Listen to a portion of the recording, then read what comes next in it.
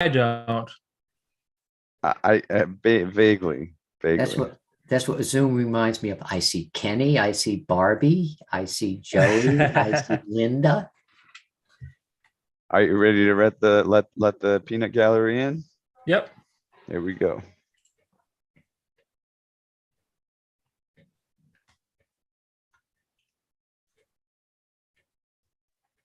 Howdy, folks. Welcome to Piano Tech Radio Hour.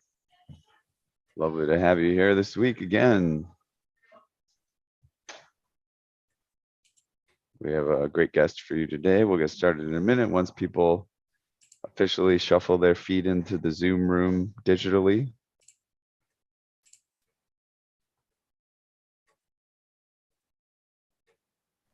And yet again, we have sort of two special guests today. One is our special guest of the week, Dave Conte. Also, we have Morgan Cowell, who's taking on some host responsibilities here. And so for today's session, I'll kind of let the reins over to him and just kind of interject here and there for moral support and to guide things along. So looks like Carl's got a nice sandwich going. And Carl, I'm in your neighborhood. I forgot. Maybe we should hang out. I might hang out with Tanya Regier maybe tomorrow or something. Maybe we can all get together. Okay, anyways, I'm gonna spotlight text me, man. Okay, that sounds good. That sounds great. Cool. All right, I'm gonna spotlight the major players here, and I'll let Morgan take over for the intro. All right, welcome everybody. Welcome to the Piano Tech Radio Hour. We gather every Saturday to meet and learn from the most fascinating and knowledgeable folks in the piano world. We talk to anyone and everyone worth talking to. And that includes manufacturers, rebuilders, musicians, other instrument makers, and of course, all the piano techs. All with the goal of being better at our craft, to help one another, and to create an ever more musical world. This is brought to you by the Piano Technicians Master Classes, which is an online learning resource that brings you cutting-edge instruction from the piano industry masters without leaving your home. Find out more on the website. And today's guest, we have Dave Conte. Let me pull up his bio here. You've been a player for a long time in this industry, haven't you? About 30 years. 30 years. So his bio is very long, but I'm going to give you the short condensed version. He did his training at the University of North Texas College of Music. And in 2020, he accepted an offer from the University of Tennessee and is the resident piano technician there. But before that, he owned and operated a private tuning service for 28 years. He studied with Steinway, with Yamaha, at Baldwin, and you were also a dealer for Petroff and a Koch technician. I trained with Busendorfer, Seiler, Bechstein, Kwai. You have a whole list of artists that you tuned for and worked with. You are an RPT, and you are also an examiner too, if I'm not mistaken, correct? That is correct. And you became an instructor at the Tarrant, as I say it? It's Tarrant County. Okay. Which is developing the curriculum for the class he taught there. Are you still? Yeah, that was Tarrant County College in Texas. Okay. Great. Did I leave out anything important on your bio? You covered it pretty well. Thank you. I did have a private academy as well. I was trying to give back what I was given. I was very well gifted with being able to go to North Texas. And so it's been my mission to try to give that back. So as a consequence of that, or as a benefit of that, University of... I think you're muted all of a sudden, Dave. Yeah, somebody muted me. I guess I should take that as a sign. Stop talking. That was an accident. Sorry. So anyway, but the University of Tennessee, we've been talking about setting up a certificate program for piano technicians, which I would be teach based on the curriculums that I'm familiar with. Also, we're setting up an exam site at the University of Tennessee, and this is kind of all things that are in the works for me and for the community. Great. Very good. Well, why don't we get it with your main presentation today? We're talking about ghosting let off, and we'll kind of let you take the reins. If anyone has any questions, why don't you throw them in the chat, and I will sort of interject with them as they come up. But take it away, Dave. Okay, and it's good to see a lot of my colleagues here. Shout out to Carl and Jerry. I can't see everybody that's here, but I know I saw a few other familiar faces. So anyway, thank you so much for being here. So ghosting let off. It's going to be a little bit difficult to teach this without a piano. I'm sorry, I'm trying to rearrange my the tiles on my video here. There we go. Be a little bit difficult without a piano to demonstrate on, but I'll do my best to explain what I'm talking about. Probably everybody has the basic background to understand the things that I'll be talking about, but not hopefully the technique is going to be new to you, or if not, it will be somewhat supporting what you already know. So ghosting technique, quite simply, is getting the hammer to escape as close as possible to the string without interfering with the amplitude of the string, the envelope of amplitude. It's not only important as a factor of performance. Actually, I'm going to read a little bit of this. Morgan, if you could post the first page 1 for me. Of course. So you can read along. I'm not going to read this verbatim, but it might be helpful for you to have this in front of you.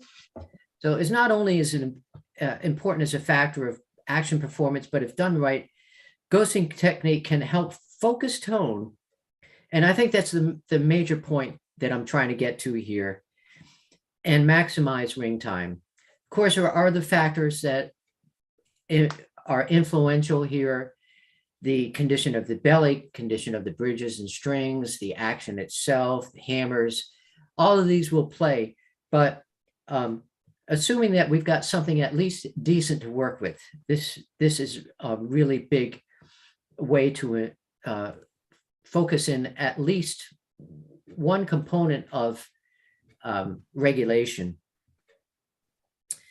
I have this whole concept came to me as a result of tuning a piano for a church customer. A piano, I got called because a tuner had just been there and done some work on the piano, but the bass in the piano suddenly got dead. So they called me in to see if I could diagnose what was happening. It was a Baldwin piano, a fairly new Baldwin. And at that time, I was the concert and artist technician for the South Central region. So I went, and it wasn't hard to figure out. I didn't feel blocking in the hammers through the key, but I could tell that the hammers were getting too close and weren't given the opportunity to escape that envelope of amplitude, the oscillations. So I had been in a training course for my concert certification with Baldwin. So I was kind of, I had a clue as to what was probably going on. And sure enough, that was exactly what was happening.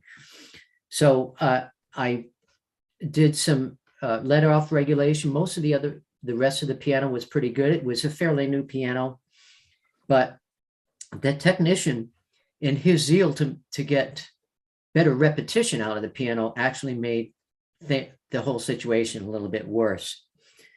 So by doing a few adjustments, by using this technique, I was able to improve it and resolve the problems and get it to open up. The whole piano just opened up. So I want to address a few myths. Closer let off increases volumes. Closer let off increases repetition speed. These are the two factors I think the other technician was trying to improve. Heavier hammers increase volume, heavier hammers increase speed. The weight of the hammers doesn't really have an impact on either volume or speed. And gravity doesn't have any effect on let off.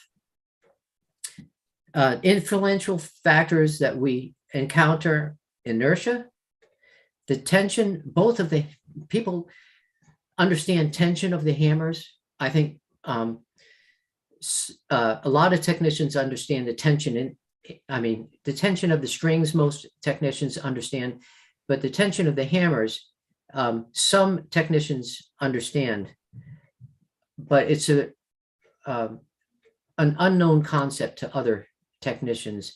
There's actually a lot of tension in the hammer itself, and this comes into play in let off as well. Think about a tennis ball hitting a racket. There's a compression of the tennis ball. There's a compression of the strings on the racket. They both bend, both meet each other and force each other into each other and then repel each other.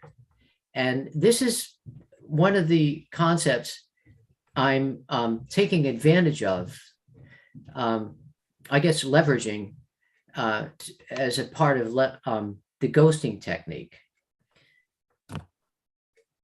Think about let off as a balancing act. All the factors we encounter in regulation are a balancing act.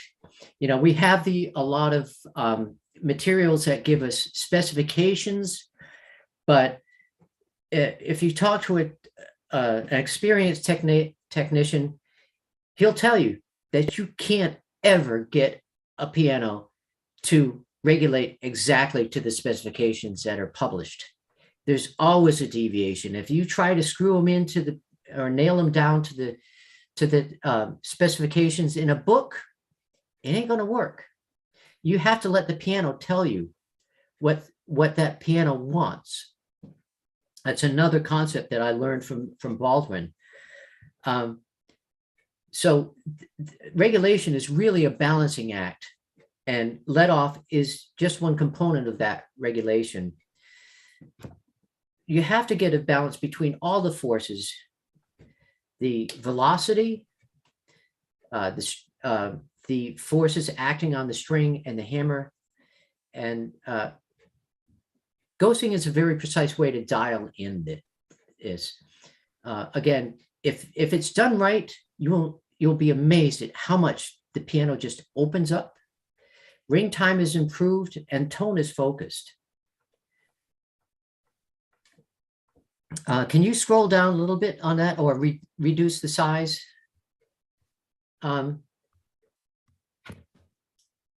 So let's go to figure 8.8 on the next page.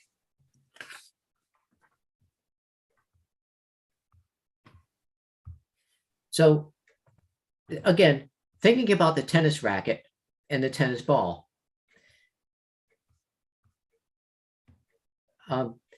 So they're both flexing. How does this affect let off? Well, the hammer is going to push up on the string, and it needs to rebound before the propagation of the wave is established in the string. It takes a couple of milliseconds for that to happen. I think I determined it here. I found a source that calculated it to be 0.2 milliseconds at C4. And that's under the next diagram there. So can we go back to the page 2? So the hammer must be leaving the string before the string has started into the second half of its oscillation. It goes up in the apex and comes down in the antinode of its oscillation. The hammer needs to escape that envelope before it goes into gets fully into the downward oscillation,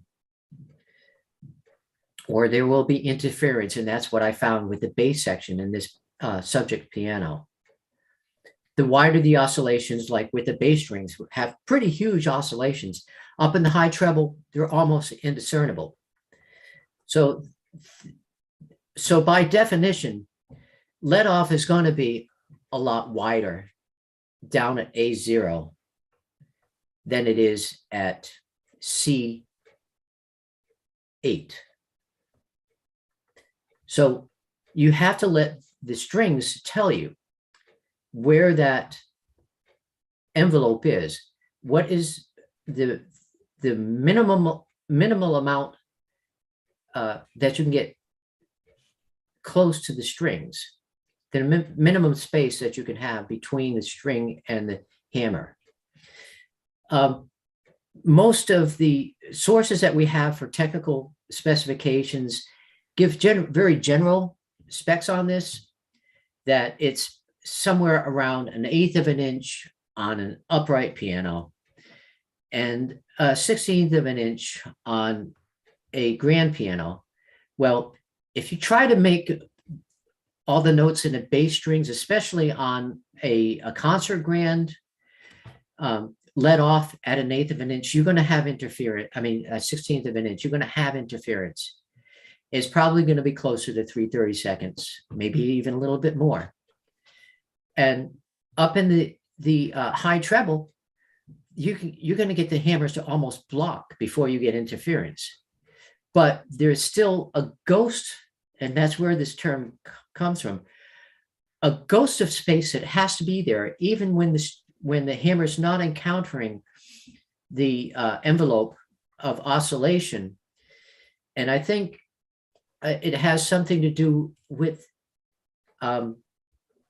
you won't find this in any of the handout or the text today, but I think it has to do with air moving between the hammer and the string.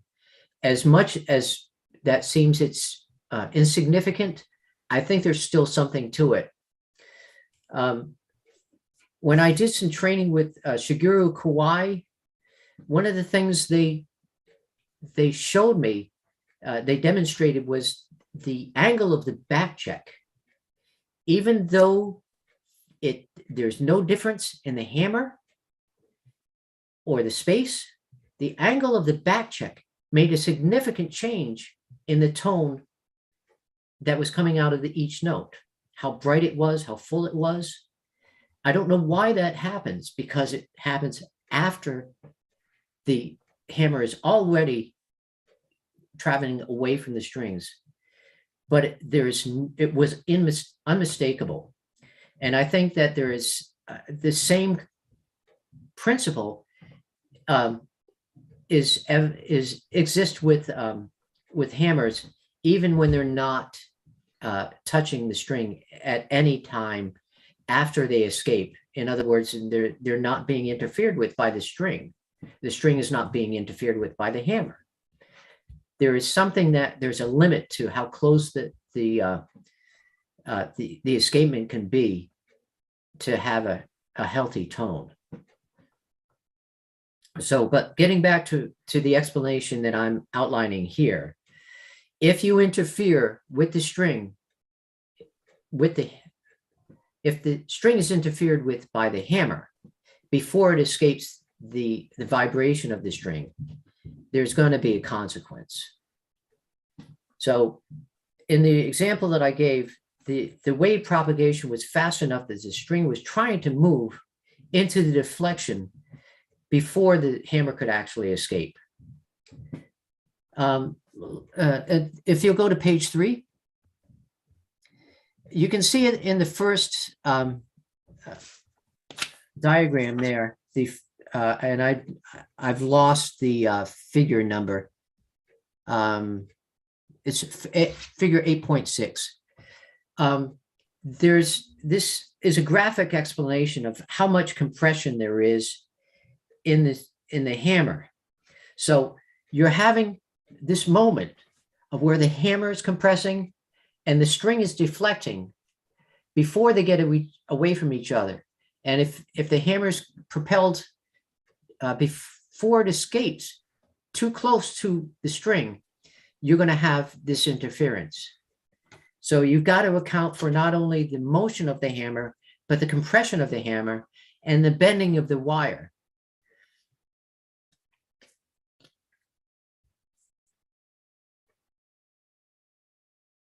So as I said, this was calculated at 2 milliseconds before this happened, before the wave propagation is set up in the wire.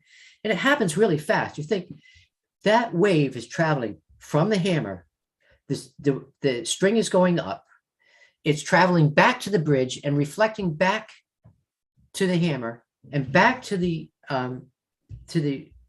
front termination, and from the hammer to the front termination and going to the back.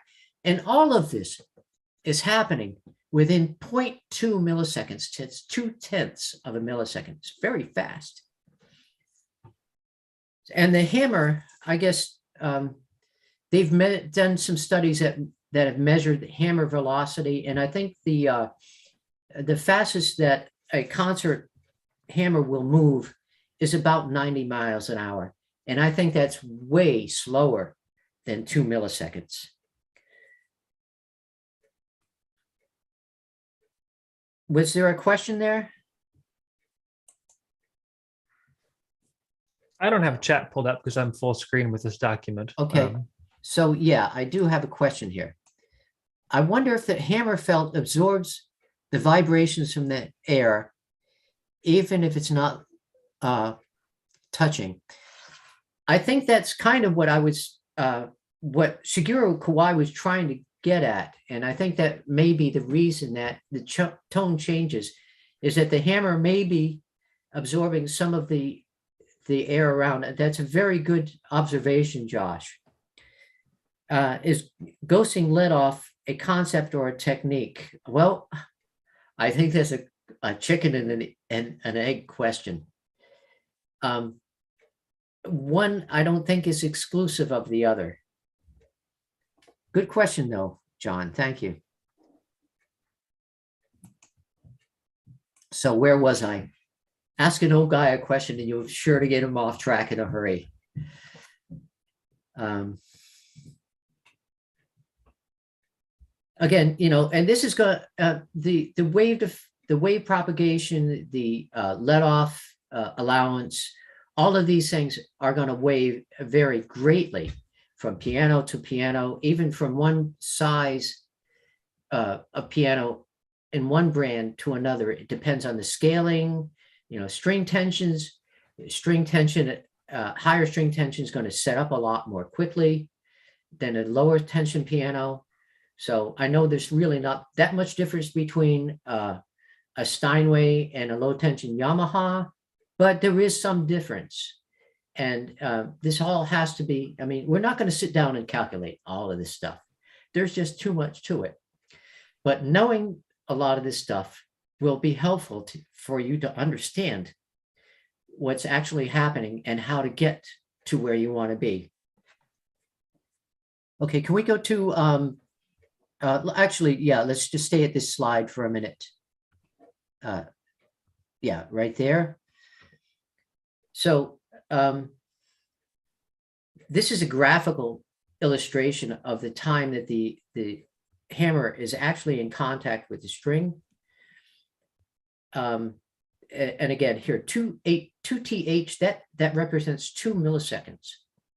I'm sorry, 0.2 milliseconds. So this string is already set into motion within the first millisecond. The first tenth of a millisecond, the second tenth of a millisecond it's moving back, has already gone to its 0 point and is moving in a downward direction. Okay, I think I'm done with that one now. Let's move on to page 4. And please, I don't want this to just be a dictation. If you've got questions, I don't want to be inundated, but please feel free to ask questions if you have them. So let's put this all together and see what's happening. Figure 17.4 below shows the string near the high point of the deflection. We have to assume some compression of the hammer here, though it's not shown. It also shows a graph of the motion of the hammer from rest position through the contact with C, peak deflection. They missed a letter B. I couldn't find a letter B letter B is just a halfway point between A and C. Peak deflection of and disengagement from the string and into check. Now, I do want to mention at this point that ghosting let-off can also aid in checking. So checking should be regulated again after this is done, and you'll find that it's probably changed a little bit. And so it's going to help your regulation after the hammer engages the string. The dotted straight line is the string at rest, and the dotted line indicates the hammer motion to continue with the oscillation with the string if the string and hammer got fused. Now, why they put this in the diagram, I don't know. So it's best we should just ignore it. But they put it in the diagram, and I used the diagram when I gave the author credit for this. So I'm not purging, I'm not committing, what do they call it when you steal something from an author? Anybody got the answer to that? Plagiarism. Plagiarism, that's the, I knew it began with a P. Yeah. So I'm not plagiarizing myself. Anyway, so as best we probably never saw this part of the figure. The strike point distance h is a significant part of the scale and will introduce and will influence let-off timing if it varies greatly. What I'm talking about is the strike point in the middle of the piano. This is calculated, or I think designed is a better way to describe it, at about 1/9 of the scale, 1/9 of the speaking length of the string. In other words, it's a little bit more than that, and up in the high treble is way less than that. It's probably a 64th of the string length in the high treble, but I think it averages out to be 1/9 of the speaking length. So that's where I got that number from. So all you technical geeks, don't catch me on that one. It's just an average. An acoustical reason for this is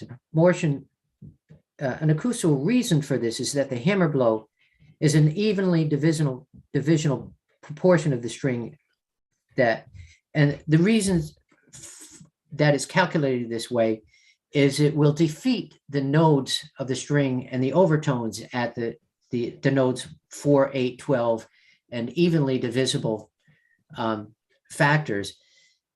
So it's generally set at something that's not divisible by 2, 1/9, 1/7, 1/11, 1/33. You can see where I'm going with this. So from a mechanical standpoint, a contact at any point on the string will have a spring effect from the shorter segment of the complement of the total length of the string, where in this example, from 1/9 of the spring effect shorter segment would be 8 times that of the longer portion of the string, thus only requiring the string and consequently the hammer to travel a quarter of the distance to gain reflection. In this way, the string aids the hammer to accelerate away into check. And that's what I was just talking about. Check should be done after the ghosting technique, if you choose to do it, is completed. Now, I want to stop here and explain. This is not an end-all and be-all. You should use discretion when using this technique. A Yamaha teaches the best average, the best safety zone, and I agree with that in a lot of circumstances. I happen to work at a university that has very good climate control. I've got almost all new Steinway pianos. You guys are drooling now over what the situation I've got. But not to brag, but it just to demonstrate that you have to take into consideration the piano that you're working with. This isn't going to work that well on an old piano with a lot of grooves in the hammers. Even if you file them off, it's going to change the geometry of everything. You can't do it on a very low quality piano very well. You're going to run into a lot of problems if the humidity changes. If you try to make every piano fit into this box, they're going to start to be square pegs. So use this with discretion. But if you can use this, if you have a situation where you've got a nice piano in a pretty well regulated house or in a pretty well regulated performance venue somewhere, and I'm not talking about the bar down the street with the old beat up upright. This technique cannot be applied to an upright. It can't be done. But if you can use this technique, it'll make you a hero, because I tell you, this really brings out the most, at least from this from the perspective of let off, escapement, the most that you can get out of the piano. Things will open up. You'll be able to hear the overtones for tuning that much better. And if you've got a piano that has some shortcomings, if you get a good regulation, if you get good level strings, doing this will really make you a hero, and you'll have that customer for life, because you'll do something no other technician's been able to do, or probably not been able to do before you.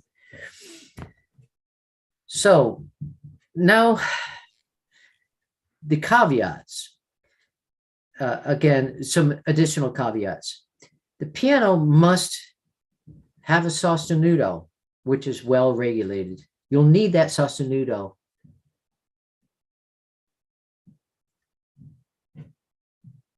I did not attempt. I don't understand that question. I've used on pianos with my clients. Oh, okay. Yeah. I'm glad to hear that, Forrest. I'm responding to Forrest's question in chat. So if you are wondering what I'm talking about, just pull up his comments. I have used this on pianos, and my clients think I am a genius. I did not attempt the explanation. It's not necessary that you attempt the explanation. We're drilling into it a lot deeper than you will ever need to share with your clients.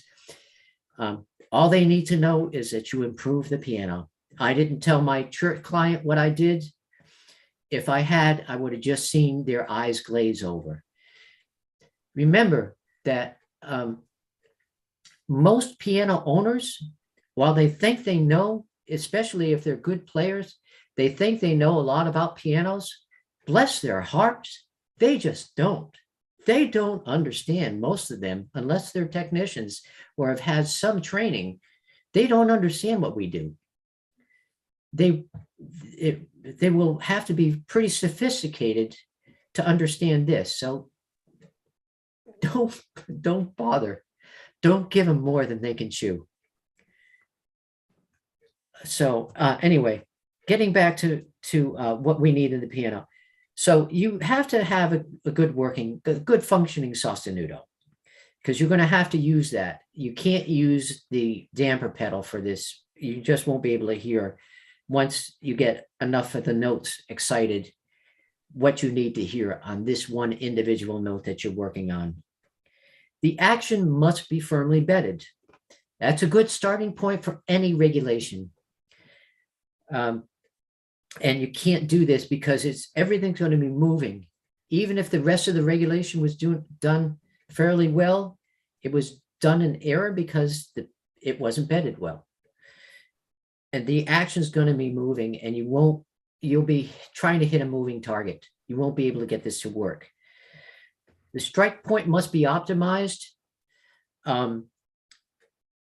Maybe we could cover that in a future class if anybody doesn't know how to do that.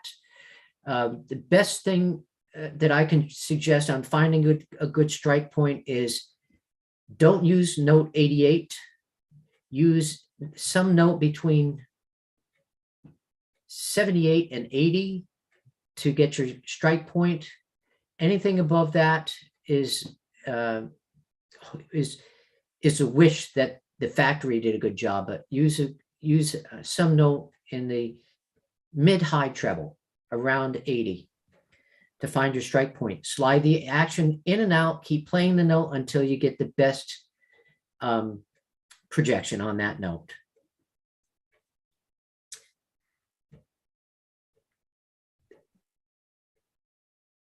The unisons, and I should have put this earlier in the list, unisons must be clean with no significant open strings. If you don't yet know what open strings are, all three strings should be on a level plane where the hammer encounters them at exactly the same point. If you press the hammer, block the hammer up against in a trichord against the three strings, and one of them rings when you pluck it, that's an open string. They need to be level. It's going to mislead you. It's going to tease you into thinking you've got good let off when you don't, if one or more of the strings are open. The action must be well regulated, of course. You want everything to happen, everything else in the regulation to happen at a good moment. The hammers must be clean. Again, this can't be done on a hammers with deep grooves. And well spaced. And I should add, they should be square to the strings as well. They should be well traveled, but I don't think that's going to have that much impact. If they're really wildly traveling to the left or right, that probably will have, but if they're just traveling a little bit off, it won't have that much impact on ghosting. Leveling strings would have more impact, and square hammers would have more impact. So the procedure: remove the fall board. You're going to have to put your hands into the action cavity.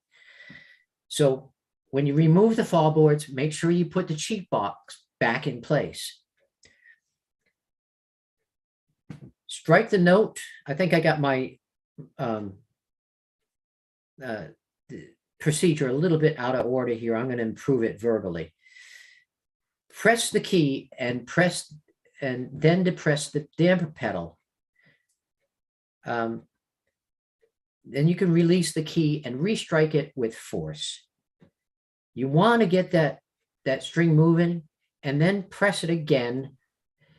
Let me back up. You're pressing the key initially to find out to lift the damper so that the sostenuto can engage it. Then you're playing the note with force. Then you're playing the note again rapidly, but not with enough force to play it again. You want to get the hammer up to the string as quickly as you can without actually playing the note. This takes a lot of practice. I don't have a piano here to explain it. Unfortunately, this is a Zoom call, and I don't have a grand piano in my house, so you'll have to take my word for that. But you would play the note as hard as you can, get it moving, then play the note again without actually playing the note, but you want to get the hammer up to the string as quickly as you can so that it would encounter any interference that let off being too close would introduce. You will find out when you're at the right place, when you play the note, and you'll have to practice this. When you play the note and get it up to the string quickly, and you don't hear a zing or you don't feel the string kick back the hammer in its motion. This is number 4. If there is no zing or bobbling of the hammer, move the let off closer until you encounter some. Then you know you're too close and you want to get it just outside that zone where you're getting interference from the string. Again, up in the high treble, you can't let the string tell you this. There's not a wide enough oscillation of the string. You have to block the string and listen. And this is important. Listen for the tone when it all comes together, when it all seems to lift out of the piano. That's the only way you're going to tell when the ghosting is, when the let off is at the right point. And this is true with every note on the piano. You'll be able to tell by the sound of the note when it's in its Goldilocks zone. I like that term. When it seems just right, just the sweet spot. When you hear, wow, it changed just a little bit, but that was the perfect place. If I move it any closer, I don't get that. If I move it a little bit farther away, I don't get that. So I want to get it right at the spot where I'm hearing it almost lift out of the piano. Yeah, I met Bill Garlick once. I didn't learn this from him. I learned this from Andrei Svetlichny, who was the Baldwin CNA guru.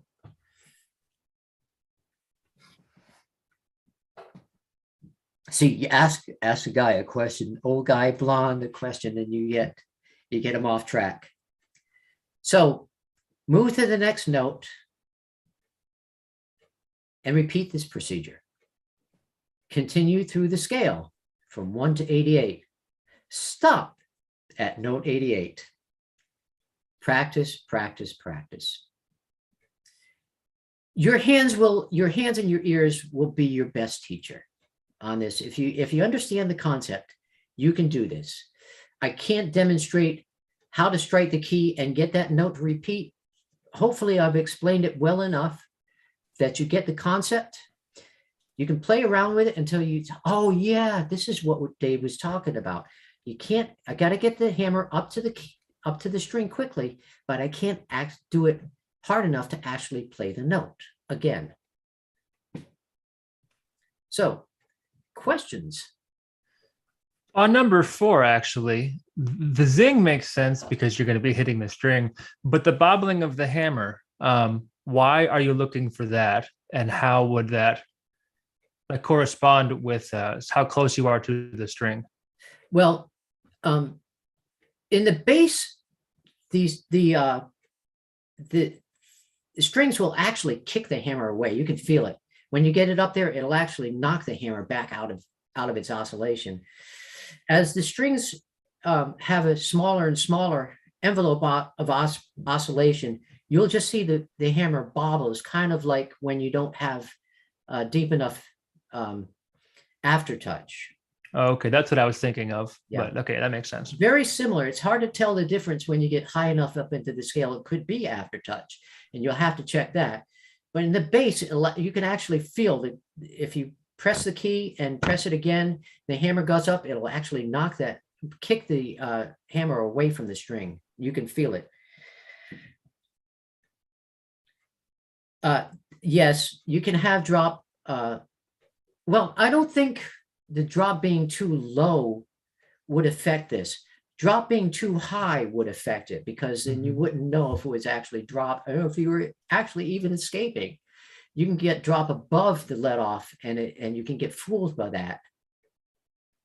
That was the answer to another question in chat. We have a question from Alan. Yes. Hi, Dave. Nice to see you. I'm in a place with terrible lighting, or I would reveal my angelic appearance to you. But I had a question about something that appeared in the document earlier on. If I remember correctly, you said having closer let off does not increase volume. I am under the impression, and not from things I've heard from some guy, but from my own experience, I'm under the impression that having let off as close as is practically possible, which is what you're after here with this ghosting technique, gives greater control at both ends of the dynamic range, which means it's a fantastic thing to do, because usually when we do things to pianos, it'll extend the pianissimo or extend the fortissimo, but this does both. I can't prove that other than what I've heard and what my colleagues have heard when we've taken a piano with let off that was far away and done only that to the regulation, nothing else. First of all, do I understand the claim correctly? And if so, what is the basis for that? Well, yes, that's a great question, Alan. Let me see if I can explain this a different